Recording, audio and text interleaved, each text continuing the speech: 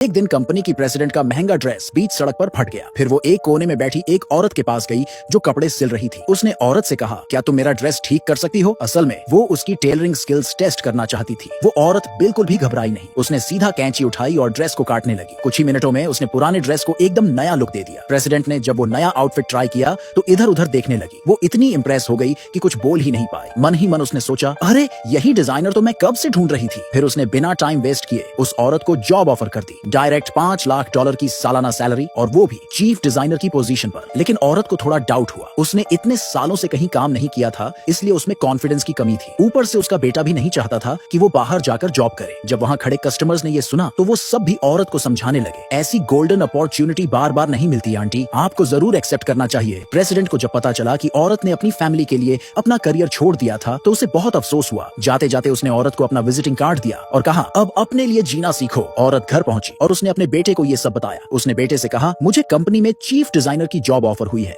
और वो भी $5 लाख की सालाना सैलरी पर। लेकिन उसका बेटा तो सीधा शक करने लगा। उसने माँ को पागल तक बोल दिया और कहा, इस उम्र में कौन सी कंपनी तुम्हें इतनी बड़ी जॉब देगी और इतनी हाई सैलरी? हद कर रही हो माँ। जब बेटे ने बात नहीं मानी तो औरत ने सीधा प्रेसिडेंट का कार्ड निकाल लिया। लेकिन फिर भी बेटा नहीं माना। उसने गुस्से में आकर अपनी माँ को एक कमरे में बंद कर दिया और अपनी बीवी से कहा, जब तक मैं ट्रिप से वापस ना आऊं इसे बस सूखा ब्रेड देना, भूखी रहे तो भी चलेगा लेकिन मरे नहीं। बेटे के जाने के बाद औरत ने अपनी बहू से बहुत रिक्वेस्ट की कि उसे बाहर निकाल दे, लेकिन बहू को अपने पति से डर लग रहा था। उसी वक्त औरत को एहसास हुआ कि उसने अपना पूरा जीवन बेकार कर दिया। उसने पति के कहने पर अपना करियर छोड़ दिया था और अब बेटा भी उसी माइंडसेट के साथ उसे कैद कर रहा था। तभी उसे प्रेसिडेंट की बातें याद आईं। अपने लिए जीना सीखो। उसने बहू से कहा, मैं नहीं चाहती कि तुम्हारी भी जिंदगी मेरी जैसी हो। बहू जो खुद भी डिजाइनिंग का सपना देखती थी, फाइनली वो मान गई और उसने दरवाजा खोल दिया। फिर दोनों सीधा कंपनी पहुंची। लेकिन जैसे ही उन्होंने प्रेसिडेंट का कार्ड दिखाया, वहां के सुपरवाइजर ने उन्हें बाहर निकाल दिया।